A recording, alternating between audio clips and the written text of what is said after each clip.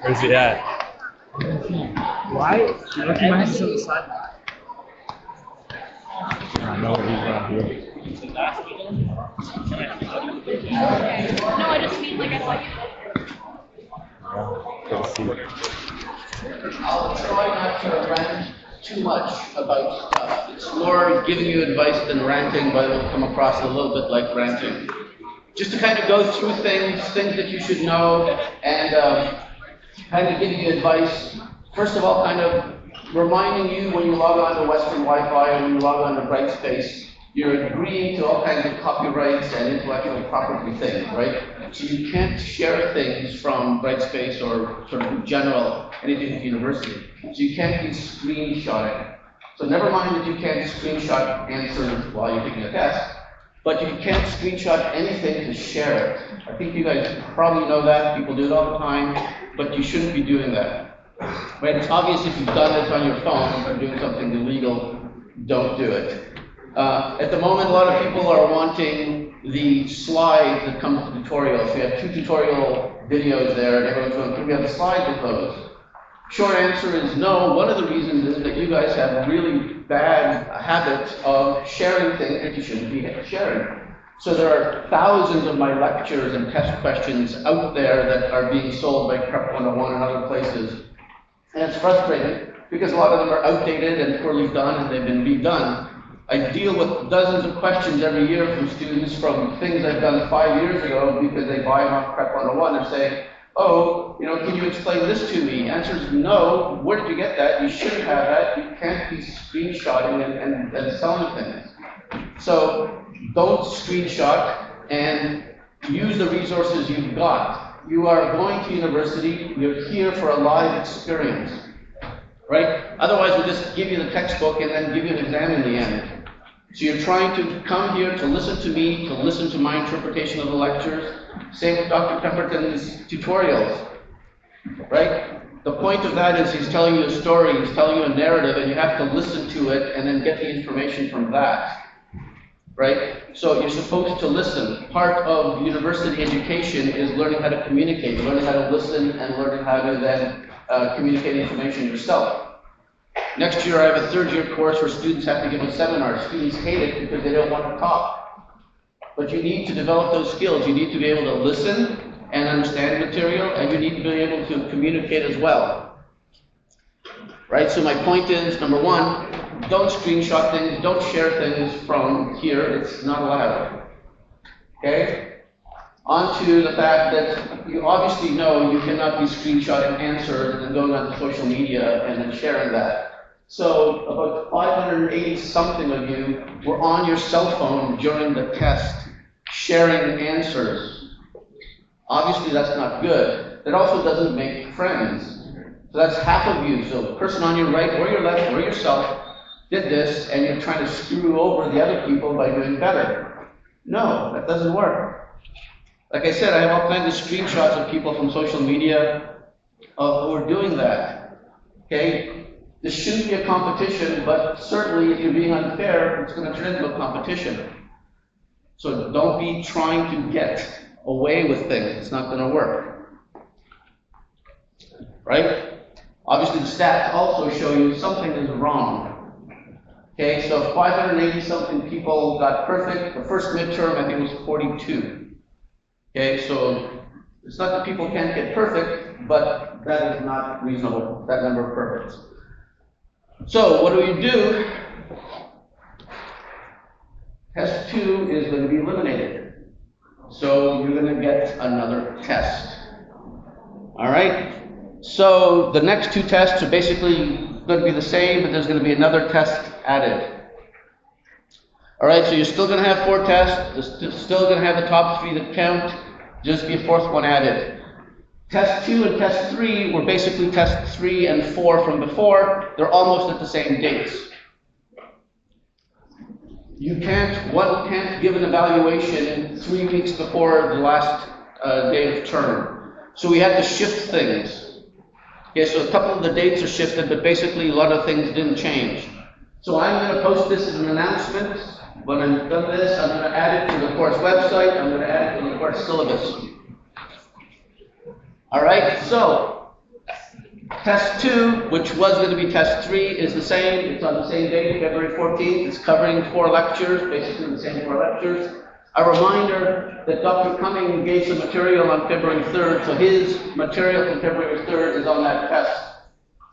So that test is going to be on Friday. That's the Friday before reading week. That's still in a relatively large window. I've already gotten dozens of emails from students because they're traveling, even though it's a term day, they're traveling. Fine, I get it, people make plans. So that window is still relatively large. Okay, so test 2, covering 4 weeks of material, Friday, February 14th, as it always was. The next test, which was previously on a Sunday, is now shifted to a Friday so that the next test could also be a Friday and therefore be 3 weeks before the end of term. But test 2, which was test 3, which was previously test 4, is Friday, 7 p.m. to 10 p.m. That's the preferred time that the university wants large classes to hold tests. Friday evening, there's no labs, there's no classes, everyone is free. You don't have any conflicts. So test 3 and 4 are 7 to 10 p.m. on Friday. Test 3 is covering 4 lectures, as it was always going to do. Test 4 is only covering 2 lectures. So in one way that's good, there's not a lot of material to study for that test. But in another way, it's 1 week after the previous test. All right, so like I said, I will send this out as an announcement sometime today. I will put it on the course website, right on the main page, and I will update the course syllabus to kind of use this as an addendum. Okay, it's the fairest thing I can do. People who, I know some people did well and some people didn't. This is sort of the most reasonable thing that is supported by the undergrad chair in biology, etc. All right, so let's get that ugliness behind us. Don't cheat, be reasonable. And let's get into the really fun stuff of cell biology. Okay, so cytoskeleton, we're going to talk about the cytoskeleton in the next bunch of lectures, starting off with microtubules. All right, so we're going to start with microtubule structure. Everything on this slide is basically testable. There's a lot of numbers here, but they're all pretty straightforward. And we'll go through a lot of these over the next bunch of slides. Okay, so in principle, try to listen. I know I'm going to say something that tubulin is made up of alpha and beta subunits, and each one of them is 55 kilodaltons, and people always write their 55 kilodaltons, even though it's right there on the slide. So try to listen to sort of what I'm saying and not write things that's already on the slide, just kind of write stuff that kind of drives things home to you. Okay, so you have a structure called microtubules. They are the largest diameter cytoskeletal components. They are 25 nanometers in diameter, and they're made up of a protein called tubulin. The main structural tubulins are alpha and beta tubulin. Right, so alpha and beta tubulin, as it says up there, are each 55 kilodaltons, so they're monomers, 55 kilodaltons. But almost instantly, once they're translated, they link together and they become a dimer, and that dimer is very stable. So this alpha-beta dimer is the basic subunit. So that alpha-beta dimer is what polymerizes and depolymerizes. So you almost never separate the alpha and the beta subunits sort of within the normal function of microtubules. Okay? So the dimer is what comes together to polymerize to form a microtubule, and we'll talk about polymerization in a little bit. Right, so polymerization means it extends. You make a long sort of polymer, as the name suggests. So the alpha and beta dimers come together and they polymerize into something called a protofilament. So if you take an alpha beta dimer, add another alpha beta dimer, add another alpha beta dimer, another alpha beta dimer, you make this string of alpha beta dimers, this long chain, and that long chain is called a protofilament.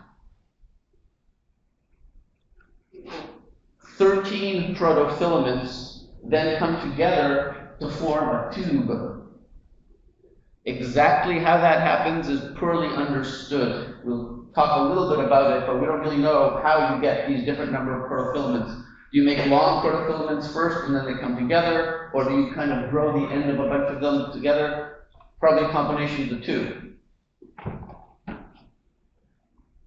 Right, so you have dimers, they come together to make protofilaments, and the protofilaments come together to form this hollow tube that's 25 nanometers in diameter.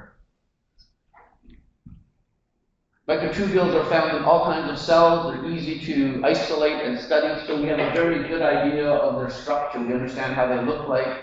You can look at them under electron microscopy. You can make 3D models. We know what they look like. We know how big they are. They're 25 nanometers in diameter. They can get very long. You can make very long microtubules. They can be hundreds of micrometers in length. That's longer than cells. Most cells are sort of 10 to 20 micrometers. This thing can be hundreds of micrometers long. How can you be bigger than the cell? Well, because microtubules form the structures that are found inside cilia and flagella. So when you have cilia and flagella, which are these things that stick outside the cell, especially the flagella, it can be very long. And we'll talk about the cilia and flagella later. All right, so you have this dimer that polymerizes into protofilaments. These protofilaments come together into this microtubule that can be very long. The subunits, the alpha and beta dimer, can both bind to GTP, and they do bind to GTP. So the alpha and the beta dimer have GTP binding site, and both of them bind to GTP. The alpha subunit is always bound to GTP. The beta subunit can hydrolyze that GTP into GDP. So the beta subunit can be in a GDP form or a GTP form, depending on its hydrolysis state. Okay, so you have alpha beta.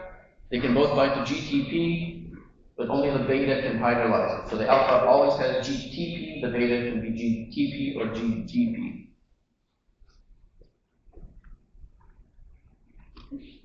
The alpha beta subunit is polar. It has polarity. Polarity just means one side is different than the other side. So polarity has nothing to do with charge.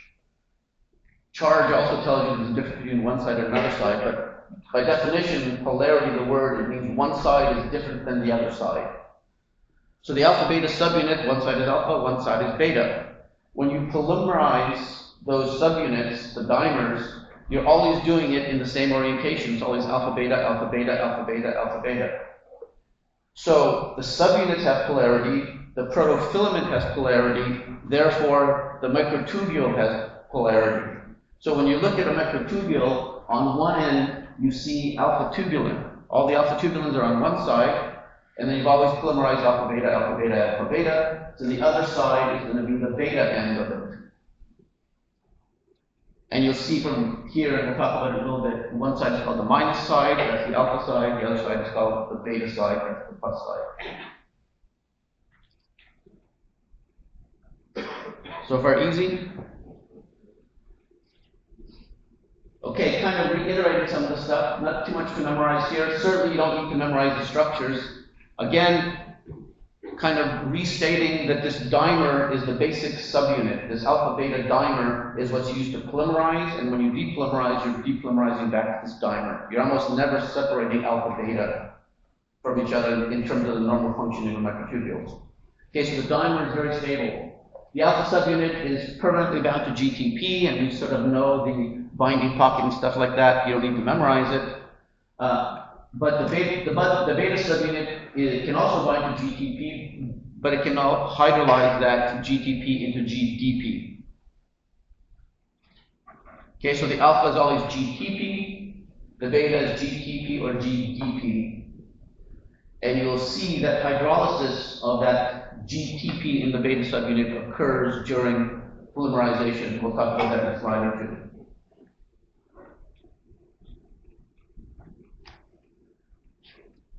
Right, so you have this dimer subunit that comes together to form protofilaments. Those protofilaments come together to form microtubules.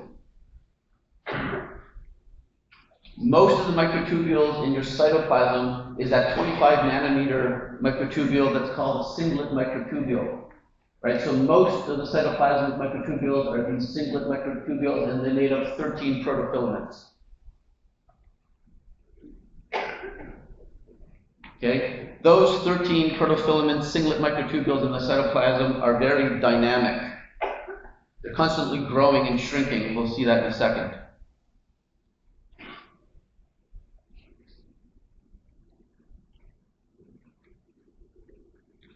You cannot form different sort of variations of microtubules. You can also form what's called a doublet and what's called a triplet. So you start off by making a singlet microtubule that has 13 protofilaments, and then you add more protofilaments to it. So the original singlet microtubule is called the A tubule, and in the case of a doublet, you add 10 more protofilaments to it, and that's called the B tubule. So this is a doublet microtubule, and it's found in things such as cilia and flagella, and we'll talk about that in a lecture or so. Okay, so this has a total of 23 protofilaments. 10 in the A tubule, which is basically a singlet, and then you've added 10 more, 13 in the A tubule, and you added 10 more in the B. You can also form triplet microtubules, right? So again, you start with an A tubule, which is a singlet, then you add 10, the B tubule, and 10 and C tubule. You have triplet microtubules, and they have a total of 33 protofilaments in it. And these triplets are found in structures such as basal bodies and centrioles, and we'll talk about those as well. Okay, so the singlet microtubules tend to be found in the cytoplasm, and they are dynamic. They're constantly growing and shrinking. The doublets and the triplets, which are found in cilia and flagella and basal bodies and centrioles, are more stable, right? So once they're formed, they tend to stick around for a long time.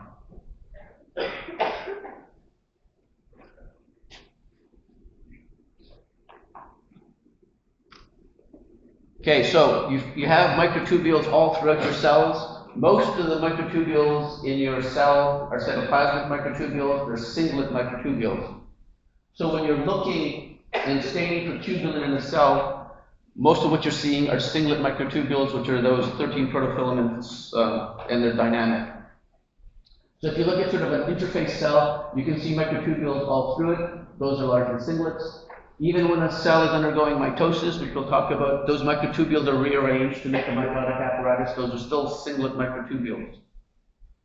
Right? So singlet microtubules are found in cytoplasm, including cytoplasm of sort of long structures such as axons. Inside an axon, which are very long structures, you have singlet microtubules. Okay, so you can imagine some of your nerve, like your sciatic nerve in your leg, is almost 3 feet long or a meter long. There's some very long microtubules present in there. Those are all singlet microtubules. I'm only pointing out this nerve and axon because in the nerve axon is a singlet microtubule. Don't confuse singlet microtubules that are found in an axon with structures called axonemal microtubules. When you look at cilia and flagella, they contain doublet microtubules, and we'll talk about them in a little while in a lecture or two. But those are called axonemal microtubules. So don't confuse axonemal, which means cilia or flagella. If you see the word axonemal, you know it's cilia or flagella, versus axon, which is cytoplasm of a cell, so it's a singlet. So axonemal are doublet microtubules, which we'll talk about. But microtubules in an axon are singlet microtubules. Hopefully that makes sense.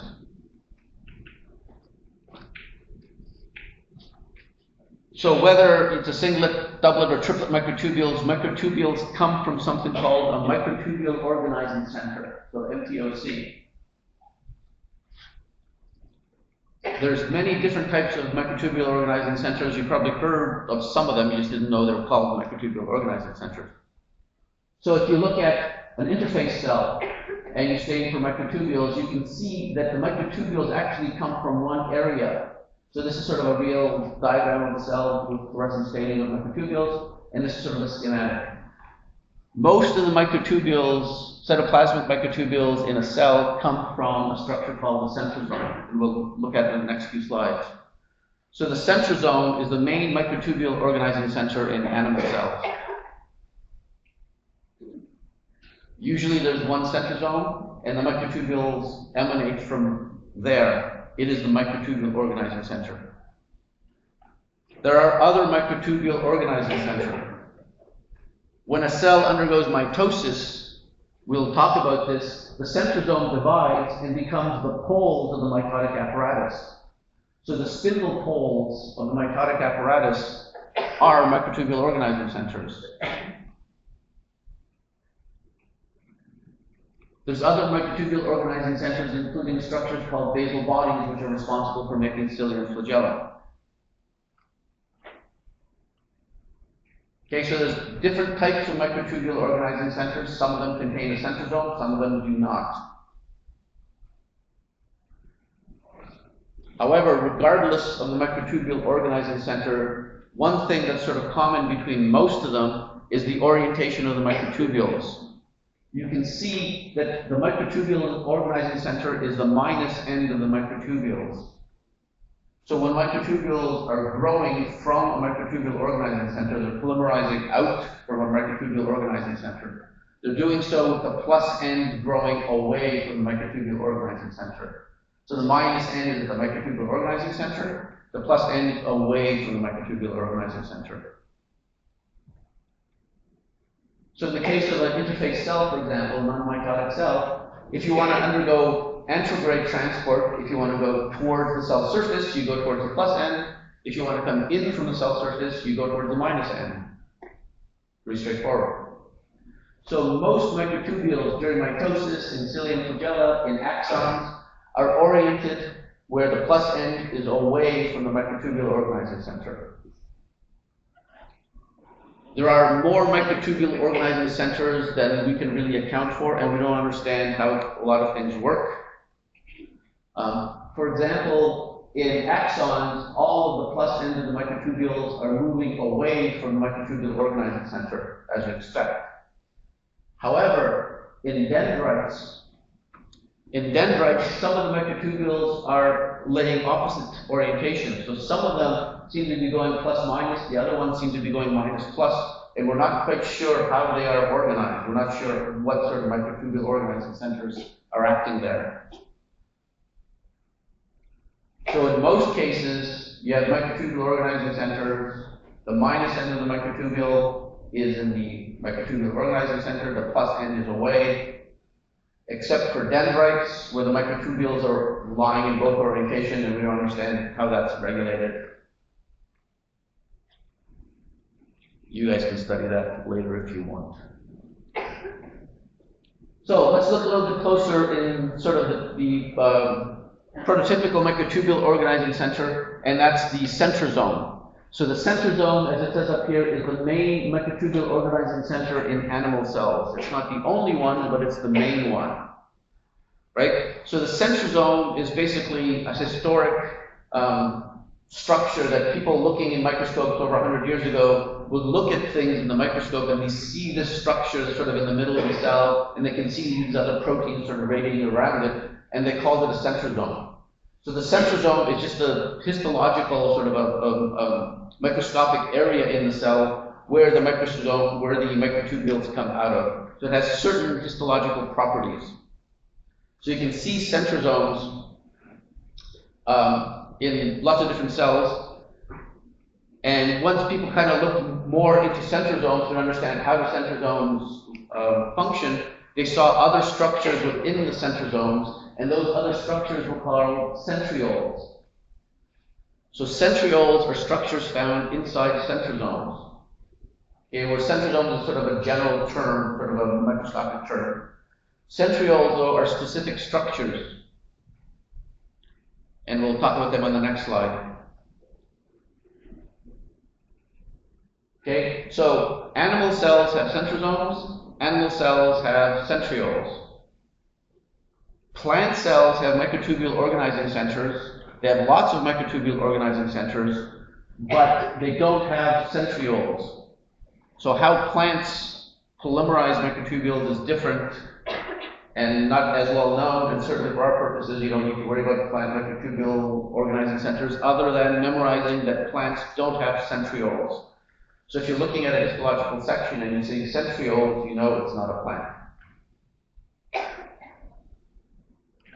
What is a centriole? I'm going to go to the next slide, then I'll come back. So a centriole is made up of triplet microtubules.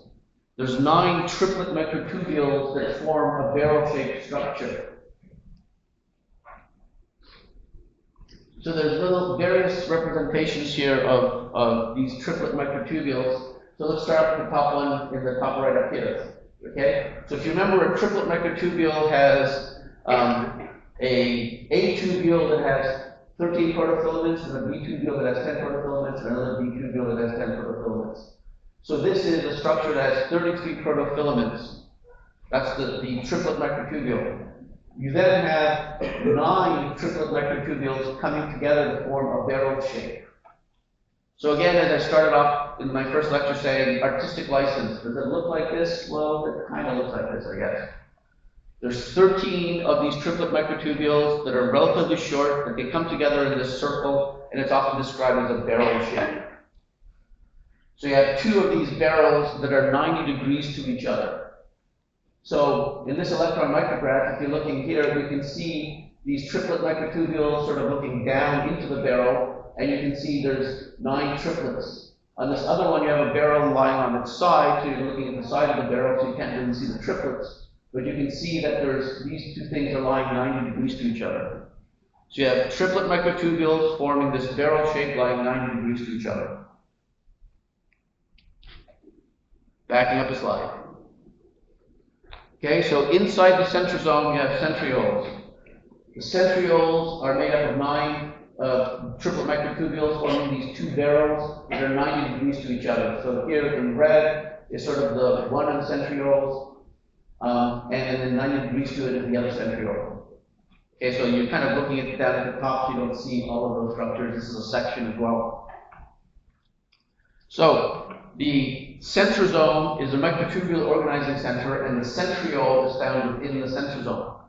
So you think, all right, well, the microtubules come out of these triplet microtubules. So the singlet microtubules somehow come out of these triplet microtubules. They do not. When you look at where the singlet microtubules are emerging, so in yellow here, these are all singlet microtubules.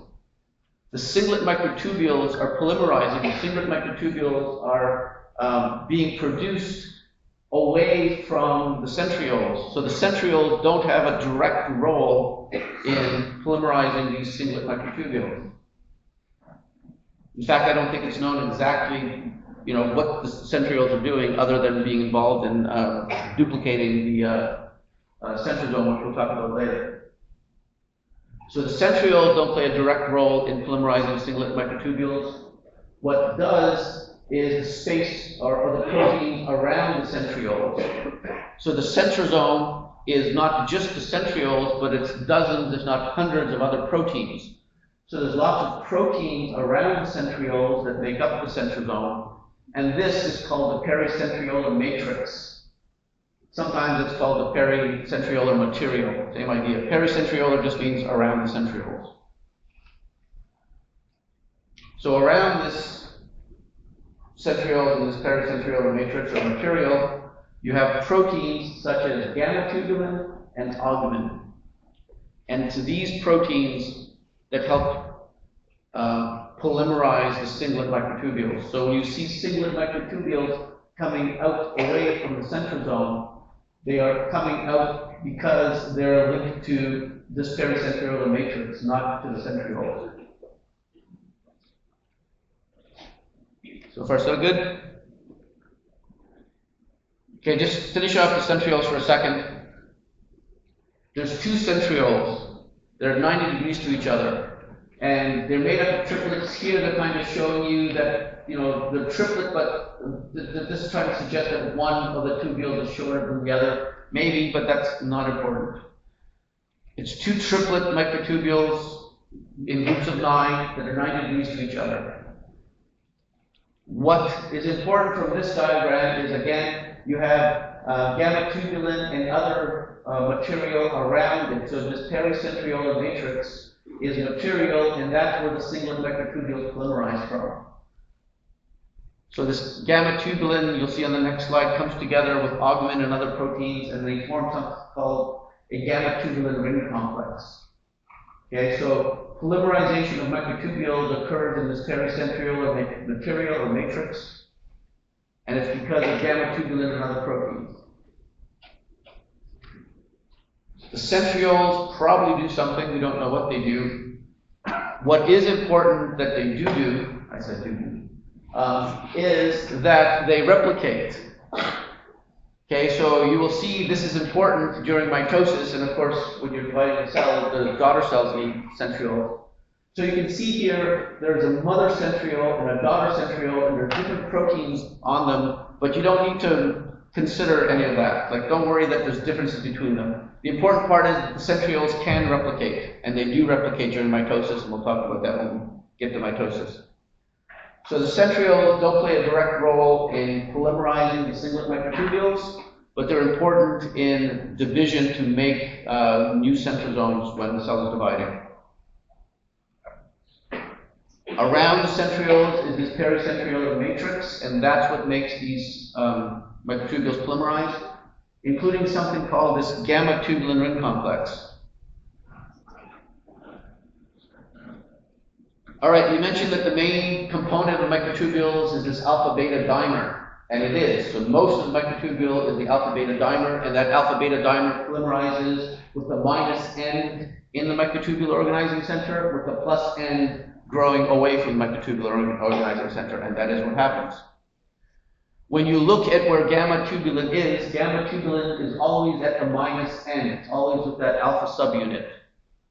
So there is another tubulin called gamma tubulin. It's found only, well, largely only in the pericentriolar matrix. And it's responsible for nucleating the minus end. And we'll talk about nucleation in a second. So on the left here, sort of this fluorescent diagram showing you where alpha-beta tubulin is in green and then where gamma tubulin is in red. And you can always tell the minus end because gamma tubulin is always going to be at the minus end. So gamma tubulin doesn't work alone. It works with a number of proteins, including this protein called augment, and they work at the minus end to act as a nucleation site, and from there, the microtubule grows.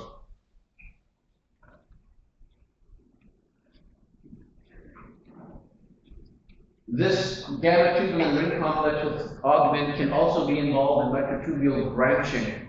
Most microtubules are not branched, they're just single rows, if you like. But microtubules can also branch. This is sort of a relatively new discovery. But microtubules can branch, and this involves gamma tubulin ring complex and augment at the minus end of the new microtubule that's growing out.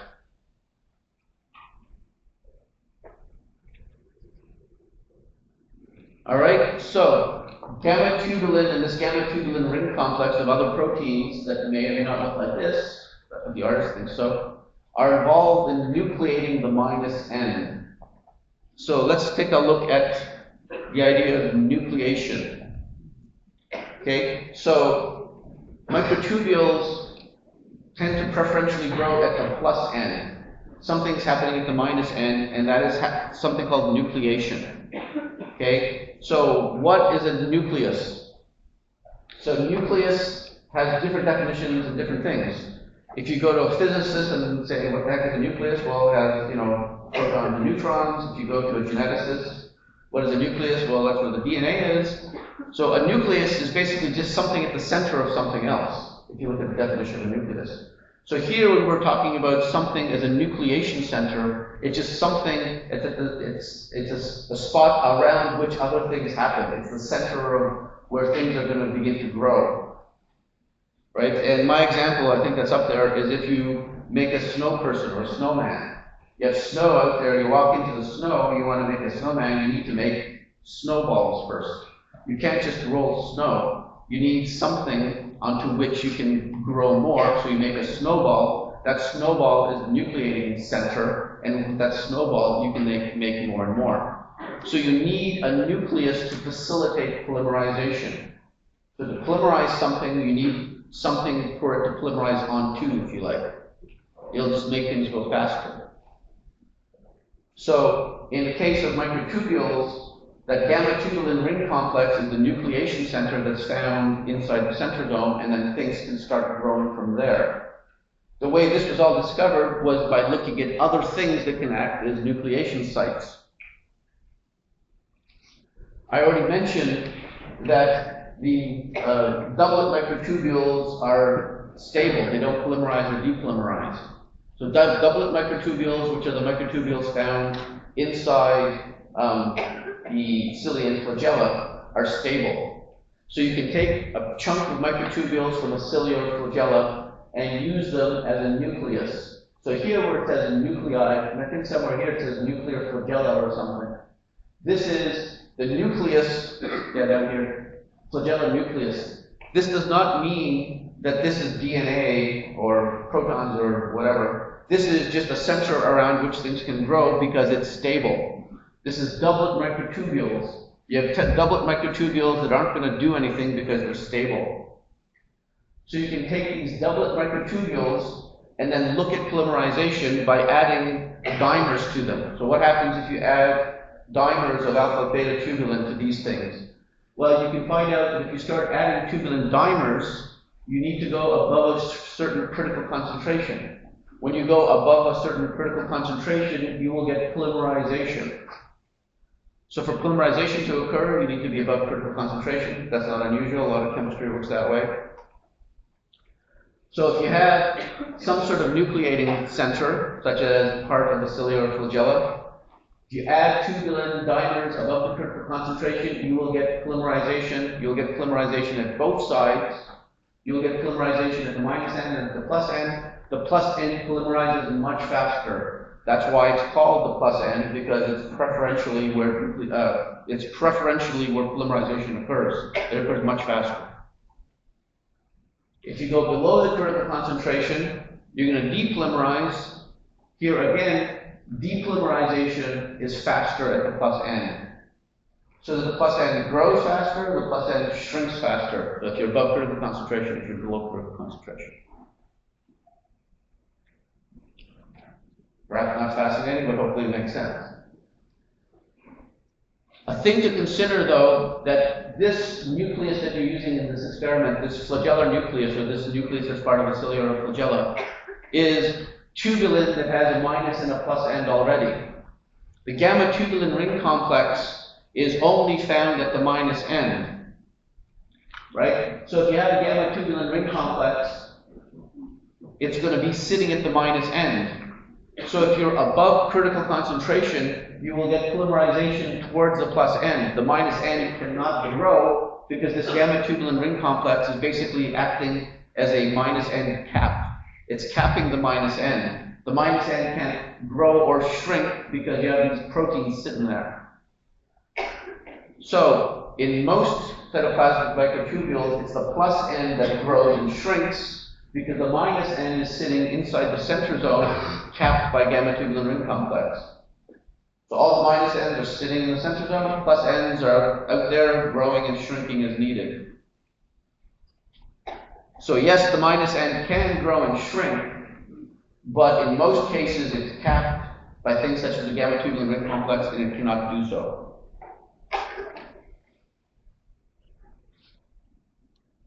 All right, so let's now talk a little bit more about this critical concentration and nucleation and sort of how fast things are happening. In the textbook, they talk about actin first. So actin is chapter 17, microtubules is chapter 18. I'm starting with microtubules because they're simpler, and I think the story is simpler with microtubules. However, the idea of how polymerization works occurs in the textbook first with actin. It's the same with actin and tubulin, but we're going to use an actin example here to kind of give you a couple of fundamental concepts. Okay, so actin is a monomer. We'll talk about actin in a few lectures. Same idea though. You have actin in a single monomer. You need to form a nucleus. Once you form a nucleus, you can add things to the plus end and the minus end. The plus end will grow faster, the minus end will grow slower. So actin and tubulin are very similar in that respect. So the concept of nucleation, though, that nucleation takes time, right? If you don't have a nucleating center, you basically have to have a nucleating center to get things going. And that's shown in these two sort of figures here. So what is this experiment? This is sort of a closed system. You have a petri dish, and you've already done other experiments. You know the critical concentration of actin, and you have tons of actin monomers. So you have actin monomers that are way above the critical concentration, and you dump a whole bunch of actin monomers into a dish.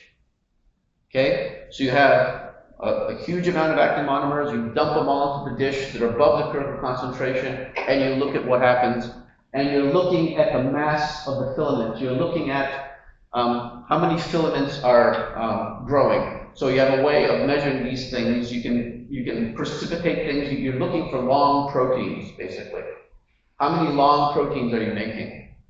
So if you take just monomers and dump them into the dish, you will see that initially there's a nucleation phase. So there's a little lag where these monomers are coming together to form something called a nucleus. So nucleation has to occur. Once nucleation occurs, then you get elongation. If you're above the critical concentration, elongation is very fast. So you're going to start making long filaments very quickly.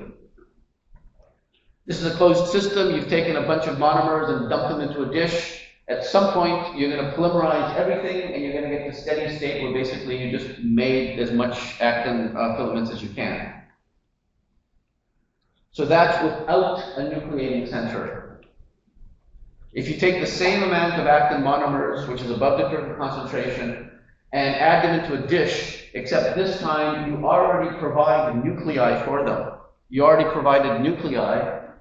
Then you're going to get polymerization occurring faster. You're going to get right to elongation. If you already have nuclei, you're going to get elongation faster. You're going to get the filaments made faster, and you're going to get sort of long filaments. In this case, you're going to get to steady state. But the main point is you're making filaments much faster because you don't need to nucleate because you already have a nucleus there. So without a nucleus, it's going to take time to make a nucleus. If you have a nucleus, you elongate, you polymerize faster. That's all right, I hope. Okay? So that's where you take a whole bunch of monomers, in the case of actin, and dump them into a dish so they're above the critical concentration. In a different experiment, what happens if you start adding monomers to a dish and get to the critical concentration? So this is different. So you have an empty dish and you're slowly adding monomers. So as you add monomers, you have a certain concentration of monomers. At some point, you're going to hit the critical concentration. When you hit the critical concentration, everything above the critical concentration is now going to be made into a filament. So above the critical concentration, you're polymerizing and you're making a filament. So now when you add monomers, if you keep on adding monomers, that filament is just going to keep on growing and growing and growing. So what do you have in that dish? In that dish, you have growing filaments because you keep adding monomers. But you also have this basal level of monomers there that basically is the amount of the monomers that are below the critical concentration. So you need free monomers. There's always going to be a little amount of free monomers that represent the critical concentration. But everything that you add is above that critical concentration. So the new monomers you add are going to be going into the growing filament.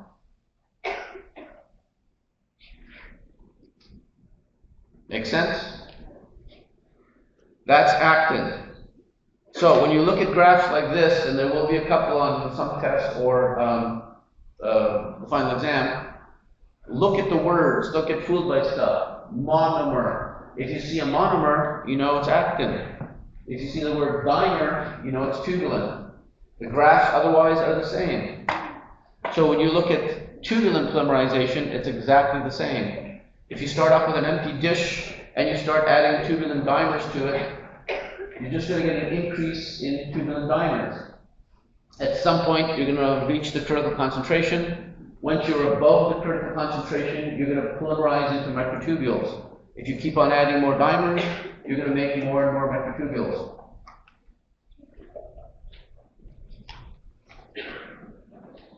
Make sense? In that dish is always going to be some dimers, because those dimers are the ones that are below the critical concentration, so everything you're adding is above. That's why this line is here, the tubulin dimer that's present. What they're trying to show you with this dashed line is that this is the total amount of dimers and microtubules, right? So these microtubules are present, but really they're part of the whole system. So part of what you have is monomers, part of what you have is the polymerized microtubule, but all of them contribute to the mass, if you like. Okay, so when you can do experiments like this to study critical concentration. An important tool you can use is temperature.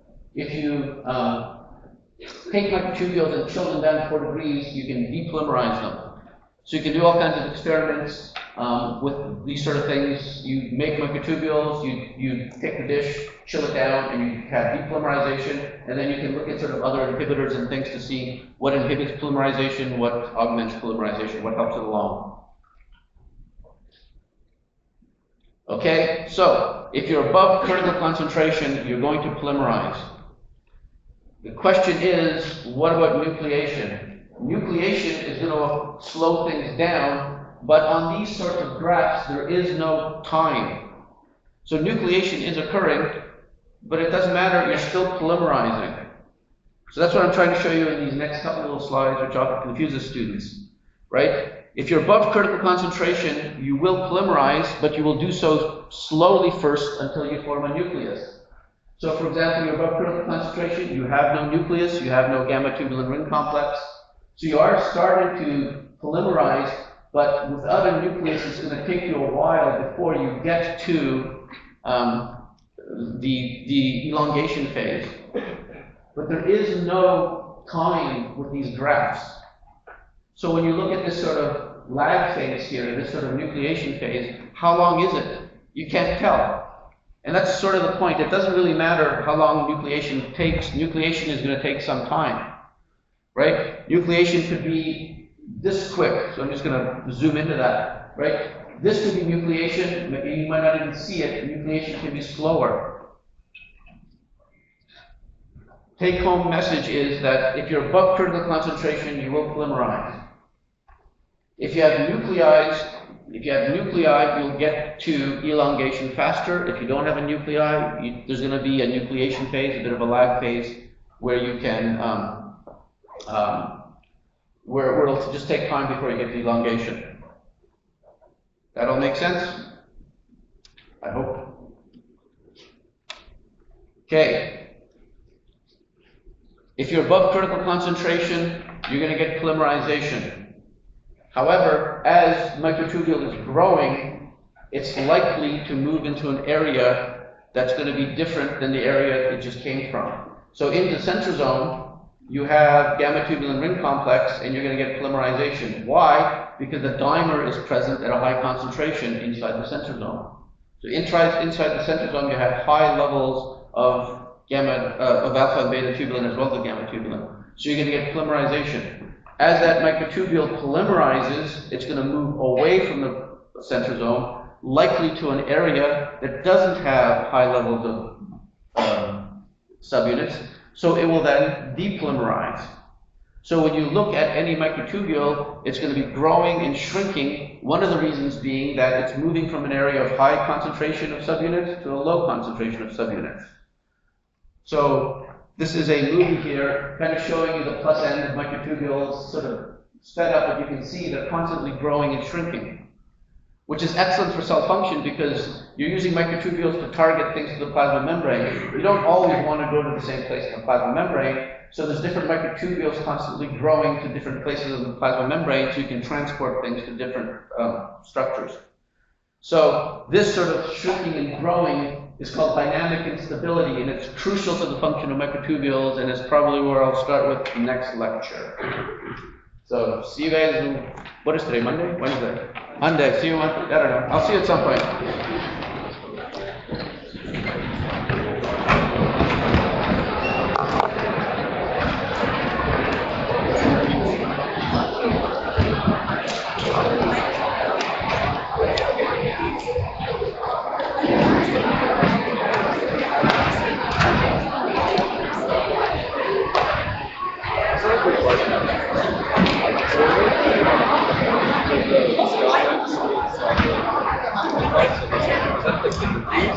Yeah.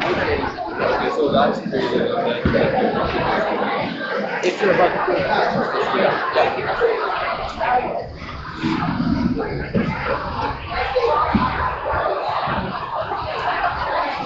Excuse me.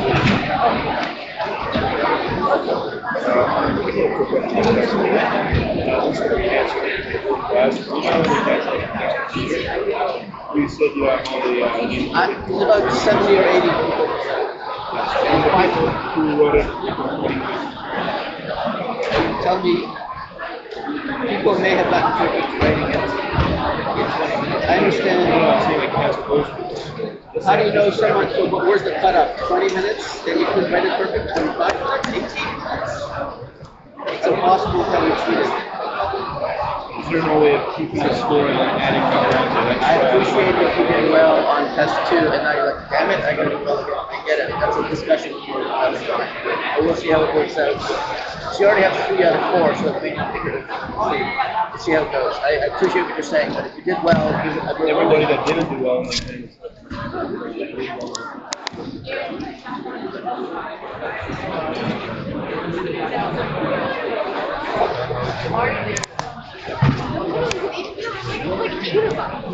Yeah, by the way,